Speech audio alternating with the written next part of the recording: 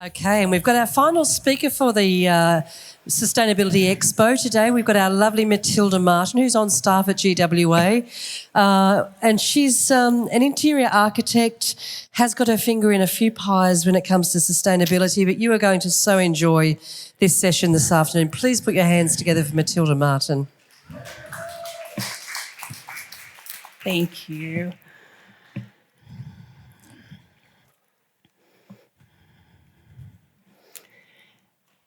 There's a story that my dad likes to tell. When I was a toddler, we lived in the countryside just outside of Copenhagen in Denmark. We had large, expansive views of forests and farming land, clear open skies and fresh air.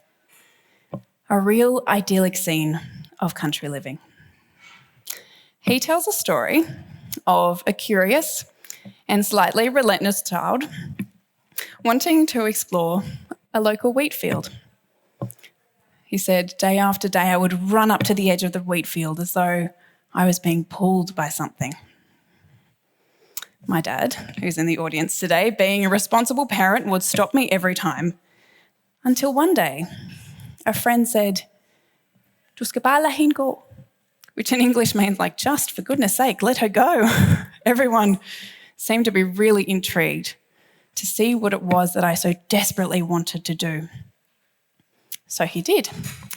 And off I marched into what must have seemed like an expansive forest when you're about this tall. And he says he followed me and he could see the wheat slowly move as I was trudging through. Until the movement stopped and he ducked down to see what on earth it was that I was doing. And I was just sitting. I wasn't laughing. I wasn't crying. I wasn't lost or playing. I was just sitting, completely surrounded by the natural world. A very content little human being. And this story always makes me smile because it still describes me to a T. Give me a plot of land to plonk in and I am set. It rejuvenates me, it fills me with peace, and it reminds me how important it is to connect with other living things. My name is Matilda Martin. I have a degree in interior architecture and what some might describe as a fierce passion for the environment. So when I was introduced to the theory of biophilia, I knew it was going to play a really big role in my life. Biophilia. Bio what? Bio meaning life or living things, and philia sort of being the opposite to phobia, meaning the love of. So simply put, biophilia means the love of living things. Edward O. Wilson, a really famous biologist, and Stephen Kellert, a revered social ecologist, joined forces and popularised the theory of biophilia in the 80s when they wrote the book The Biophilia Hypothesis. Both Wilson and Kellert really saw the importance and the power of this theory. And if I'm correct, I actually think both of them dedicated their entire lives to researching it. The biophilia hypothesis says that humans have the urge to affiliate with other forms of life. The urge to affiliate with other forms of life. So we need to be surrounded by living things, right? Well, if that's the case, I think I'm set. With about 40 houseplants, 3 guinea pigs, 2 strangely tame wild currawongs, a partner and 2 stepchildren, I actually don't think I could fit another living thing in my apartment if I tried. But when we talk about biophilia as a theory that can be implemented, we often refer to it as biophilic design. And biophilic design is made up of principles, things we would experience in nature or the wild. And these things we might not be very conscious of, but they do make a huge difference. Let me break it down for you. Number 1, nature in space. And nature in space relates to the physical presence of nature in space. This is a good example at Coromandel Collins. It could be having animals, vegetation, a water source, or it could be as simple as having access to natural sunlight on your skin. It could even be having a window that you're able to open and gauge the changes in the day and have natural ventilation. Nature in space. And then we have nature analogues. And this is really interesting because nature analogues is actually anything that is a representation of nature. So it can be materials, like wood or stone. It can be shapes, organic curves. It can be anything that's mimicking something natural, like these. They look like treetops. It's basically anything that symbolises something natural. Nature analogues. And then we have nature of the space. And nature of the space actually relates to spatial elements that we would experience in nature. So be it expansive views, a view of horizon, or even places like little nooks that we can seek safety and seek refuge. And when I talk about refuge in regards to biophilic design, in the wild we might try and hide in a cave or climb up a tree. But in the built environment, one of my favourite examples is, when you're trying to cross 4 lanes of traffic and you've got cars coming at you at every direction, and in the middle of the lanes is a little raised piece of concrete, and that's called a refuge island. And so when we're talking about refuge in the interior design sense, it's a little bit the same. We just need that space to be able to step aside and feel safe, take a breath, recalibrate, and then get up and move on. Nature of the space. So when these 3 categories are combined and an architect or a designer or anyone in the field designs something with biophilia at the forefront, you get some really amazing spaces. Like this. And this is actually a co-working space in Hollywood. And you can see right off the bat that it has very organic shapes, and it almost looks like a tree canopy.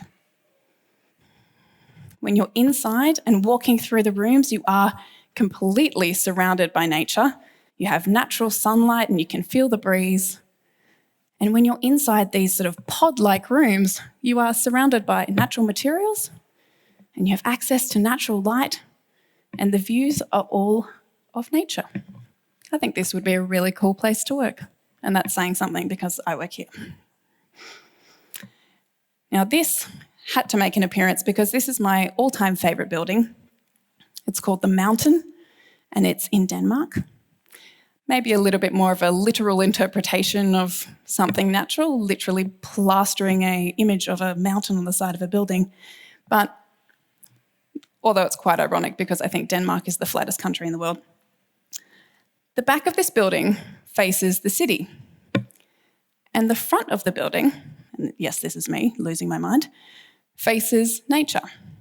So every single resident gets large, expansive views of nature. They are completely surrounded by natural materials. And although it is winter in this photo, so it's a bit hard to see, but every resident gets their own garden. So you can imagine living here would be pretty phenomenal. And this is my future favourite building because it is actually not built yet. This is an architectural render of what is going to be Whale Tail Museum in Norway. This is going to be a museum that's completely dedicated to whale watching and information about whales, and I just think it's phenomenal. You can see in this image, it literally looks like a whale tail coming out of the ocean. But what I think is even more impressive is they want to create this sort of symbiotic relationship between the building and nature. It's actually quite difficult to see where the building starts and where the building ends. Inside the building, they are going to use natural materials, beautiful organic shapes, and they're going to have expansive views of the ocean. This is going to be a really incredible building. Well, that all sounds great, and they all look great, you say, but let's get real. I know that most of us are spending or have spent time in buildings that are probably almost the opposite to what I've just described. And what's even scarier is that Australians, on average, spend 90% of their time indoors. 90%. I'm just going to let that sink in. Because for most of us, moving from one indoor environment to the other isn't through the countryside. Our commutes, they probably look a little bit more like this. Or this. Or this. So I challenge you to stop and think for a second. What is the lack of biophilia in our day-to-day lives actually doing to us? Well, who here has felt stressed before? Some people have not felt stressed before, and we must talk afterwards. Humans are actually really interesting because we can make almost an endless list of things that we can feel stressed about. Family, financials, jobs. Are you running late? Are you hungry? Are you hangry? I know that my mum can spot from literally probably a mile away whether or not she should approach with caution and a snack before even attempting to talk with me. But how often do we put it down to our designed environments? Stress does weird things to us. Like, have you ever been in a supermarket in peak hour? You reach into your pocket and a receipt falls onto the ground. And in any other scenario, you would just bend down and pick it up. But in this moment, there are people everywhere. There is nowhere to stop comfortably and seek refuge. The light is bright and really unflattering, and the surfaces are shiny, the air is thick, and the noise of the shoppers is amplified. And in that moment, you leave your rubbish on the ground. Why? Because stress actually disengages our brain cells. So when we're feeling stressed, we're actually less likely to make logical and well thought out decisions. Less likely to make logical and well thought out decisions. Scary. Or what about this? I'm just going to go and lock myself in this room until it's done. Has anyone else done that when they've got a really big deadline coming up and you just want to lock yourself in a room and stare at your computer screen? Maybe you've got a nice wall as a backdrop, or maybe this is your office. I used to really think that looking out of a window or engaging in anything else apart from my computer would just result in distraction and procrastination. And although office design has come really far, the history of office design tells me that I'm actually not alone. Is this not the most scary image you've ever seen? Rigid square lines, one office just stamped into 100 different times. It's just frightening. Artificial light, just dull and bland colours, absolutely no access to sunshine, no vegetation, no natural stimulation, no life. And I know that if I worked in an office like this, I'd be a little bit like this guy. Because designs like this have actually been shown to increase mental fatigue. So not only is your job going to be harder, but at the end of the day, when you are completely mentally drained, it affects more than just your productivity. It affects your awareness and your ability to think clearly and creatively. Now, I'm sure many of you can relate. On a day that's not so much like today, if it was sunny and sun was shining, it was nice and warm, and you go into an underground train station, or maybe it's one of those badly designed windowless offices, only to emerge later and it's raining and it's cold. I know that I feel an immense sense of disorientation because there's something deeply not right about being unable to gauge the changes in the day. And I can't gauge the changes in the day if I can't see or hear or smell the outdoors. There are some interior environments that shield us from the outdoors in a way which actually means that we are unable to connect physically or emotionally to nature. And it's not just the inside, because we've all been here, the concrete jungle. And apart from some stressed and aggro people, there's nothing about this designed environment that reminds me of a jungle. Yes, there is history and architectural beauty here, but it's all brick and concrete. It's cold, and the buildings tower over each other and you get limited sunlight on your skin. And the way that they're placed means you get these really uncomfortable wind tunnels. Am I right? And there's really nowhere to step aside and seek refuge. Limited vegetation and limited greenery. It's actually been theorised that the more or the less we engage with natural environments, the stronger the disregard for the natural environment. And the stronger the disregard, the more likely we are not to feel responsible for it. So, in other words, less nature equals more interest in nature. Less interest in nature equals less caring for nature. And this is one of the most terrifying things I discovered in my research, and I'm going to call it the equation of death. So that's all really depressing. And how do we remedy this? Well, my theory is that if biophilia can negate some of the more negative side effects that we feel from our sterile environments, stress, mental fatigue, and a complete disconnection to nature, well, we'd be giving ourselves and we'd be giving nature the best possible chance of thriving.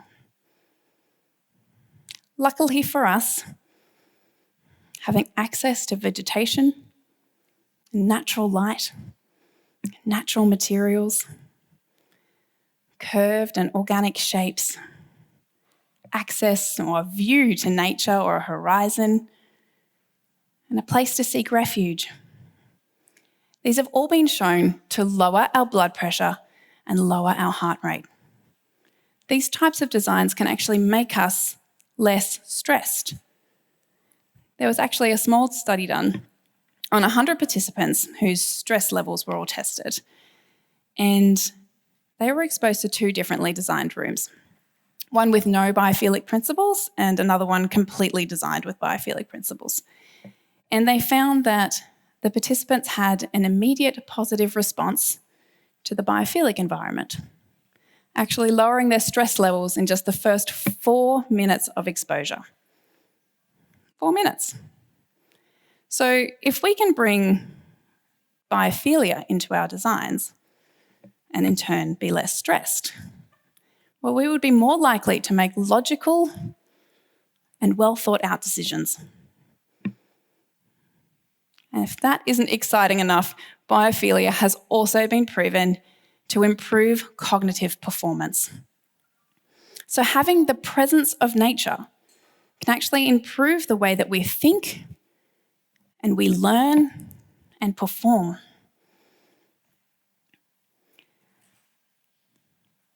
Having access to a horizon, being able to gauge the change in day through a window or even being able to open a window and get natural fresh air, and engaging with vegetation.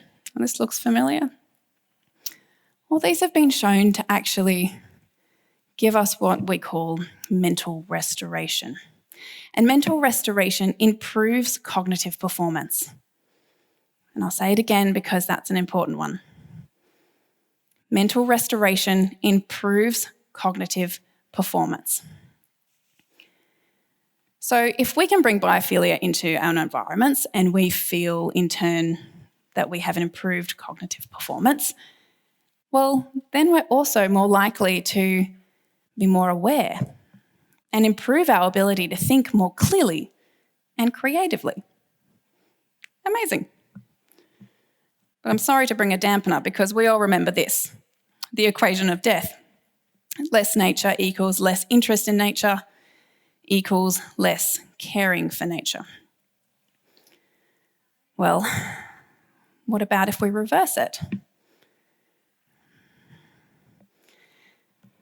The most exciting thing that I think that biophilia can do for us is actually reconnect us emotionally with nature. And I believe that we tend to associate an emotional connection with a sense of responsibility. For way of a simple example, like if you have a pet or a houseplant that you really love, you are emotionally connected to that thing. And in turn, you feel responsible for it.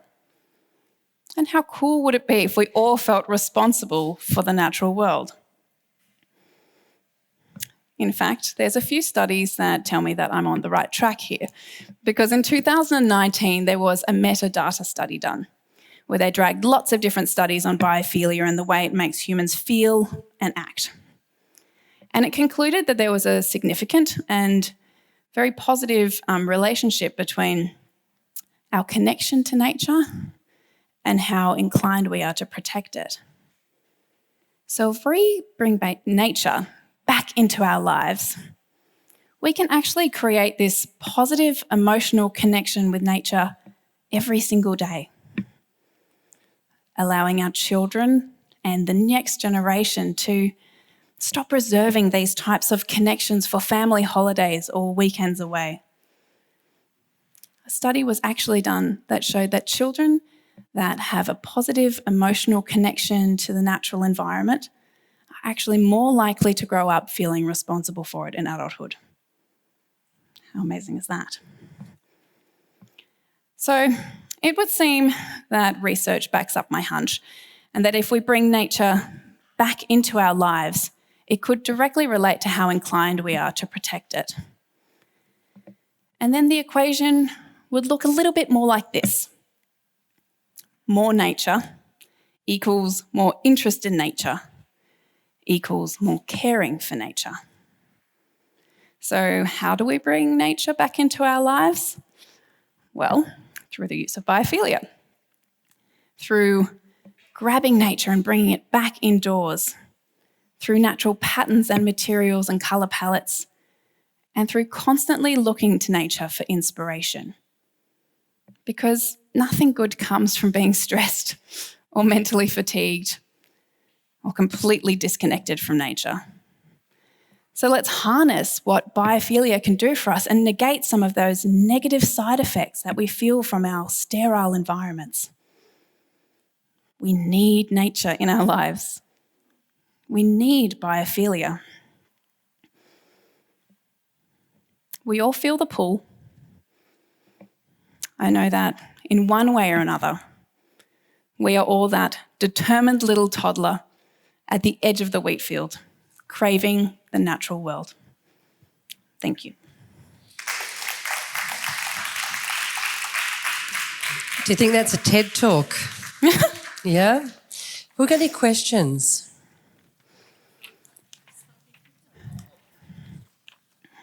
Can't wait for the TED Talk. Thank you.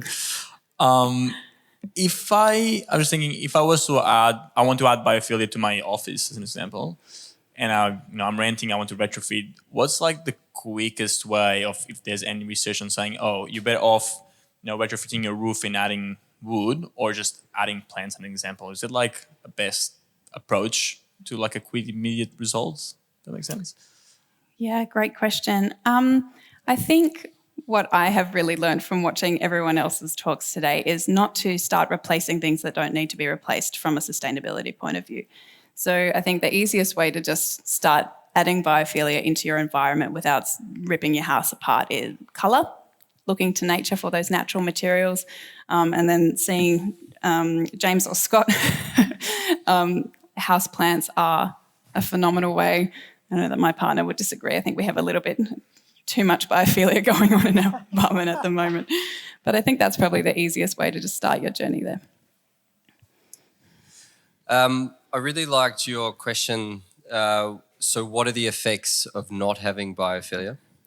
It's really curious. What came to mind when you discussed that was a little study they did in a university class of splitting 50-50 of the class. 50 played out jail cell guards, and 50 were like prisoners or whatever. And they actually had to can the experiment after a very short time because it really got too much into play and it became out of control. So I then got to thinking of how bad it looks in a lot of the prisons of what you and how much that environment just further suppresses them to disconnection from their true nature. And so I guess my question is, you mentioned that this was an aspect of your course and your study. To what degree would you say the current teaching, where you studied and all your colleagues, how much is this like a pressing issue in the design field? Awesome. I don't think it was actually a huge part of what I was taught at uni, but I had to write a dissertation for my honours year, and it was all about how design can try and influence sustainable behaviour in humans. And biophilia was a big part of that because, when you nut it down, it just makes us feel better and it makes us act better. And that's how I sort of really ripped apart all that research. But good example with the jail cell. There's actually a jail in, I think it's Sweden or Norway, and it's quite controversial because they treat their prisoners really well, but they actually I think they have like gardening clubs, and they've built this real huge community in this jail. And although people think they're just going away on a hotel retreat when they go to jail, it's actually showing that it's having really positive effects when those inmates are released. Fantastic. Thanks, Matilda. We had Dad looking extremely proud of daughter this afternoon. I'm sure Dad's got a question. Hello, Dad. Hello, Madonna. So it's tricky, this one. So as a postman now, like prior to coming back from Denmark, I was a chef. So the kitchens were growing in this sense. There were herb gardens outside the walls. But the last 3 years I joined the post, and it's like 400 postmen in one facility. We're all like chickens in a pen. And all of those postmen are quite angry for 4 to 5 hours. And then we shift out into the outdoors and walk for 4 or 5 hours. I put that proposal to one of the head bosses that picture you showed us of all those IT guys sitting in a row, that story I think was Danish. They gave you a story of these people in IT, which the Americans created in Denmark that didn't last for so long. And then they showed you pigs, all in a straight line with fluorescent lights. And they were showing you the two people and pigs. Not much difference. So the Danish government said, look, we're not going to have our people in straight lines. And it didn't last for too long. When we come back to Australia and later on to the story in the Post, I proposed this to the Post about the pigs and the chickens that I call myself, because I'm dressed in yellow now. Yeah, my dad calls himself the chicken coop? The chicken coop with 400 postmen all sorting letters like robots. No plants. Yeah. Really awful environment. But then asking, and he said, just put in a letter and send it to whatever. My question is, how much are our CEOs engaged in this sort of, from the factory sort of level? Yep. Do they have contact with you guys or they can call me if they want. Yeah, that's not a bad idea, is it? Or send that to them. Send it my way. I think that's a really good point, because I think that sort of factory element has just come out of the Industrial Revolution. And although it brought some really amazing things and innovation, that style of working has just been proven to just not work. And on Friday, we had this amazing CPD event for architects, and Richard Earp from Earp Brothers, the tile shop around the corner, came up and talked, and I can't remember the factory that he uses. Can you remember, Deb? I'll find the name for you. But how it was designed was kind of with biophilia. Not so many plants because it was a factory, but, they had natural, I don't even think they had artificial light. they worked only by natural light. And so I don't know what they do on overcast days, squint, but it was really amazing to see like an industrial exercise being executed like that. Wonderful. Another question. Thank you. Alfonso was grabbing me because I'm pretty passionate about everything you were talking before. Good. And I just had a question when you spoke about the mountain and the example you were mentioning how it has like the front of the building and the back of the building. And I feel like that's often something that's neglected when the back of the building is actually what's facing the street, and where most people actually interact with that building is that back side. And you showed images of sort of the concrete jungle and streets where the majority of people actually interact. So how much biophilia do you think is actually being implemented in the public space and public space design, where most people actually have access to, where the majority of the people actually interact and go through every day? Yeah, awesome. I think it could always improve. I think good examples of biophilic design in public spaces are like the High Line in New York and our version here near Ultimo, I can't remember the name of it, where it's clear that there's been real consideration when designing it and bringing plants back into our cities. But I mean, we've all been into CBDs or we've all been on the highway. Like there are really spaces that are in dire need of some biophilic magic dropped in there. I think because so much of our city is already built, like we've got those amazing historical buildings, and there's not really that much we can do unless we want to put plants on them. I think it's really about trying to just implement it at ground level, and anything new that's being built, just try our best to weave it in. Wonderful. Any closing questions? You could hear a pin drop in here this afternoon. Any other closing questions? I've got a question for you. Oh, okay. From a biophilic perspective and biomimicry, how do you implement those skill sets in your design when you come to your role here? I think the space really helps. The fact that we are in a very biophilic environment here, because clients will walk through the front door and just their jaw drops. And so what we do from the space is we create specifications for clients. We help them design their bathrooms and kitchens and laundries. And it's not always that people are asking for, biophilic design advice. But I think it's a great example when they walk in, their jaw drops, and then, sometimes we even send them home with cuttings so they can start their own biophilic design at home. Sorry, James. So the place is inspirational. Absolutely. Fantastic. Please put your hands together for the lovely Matilda Martin. Thank you.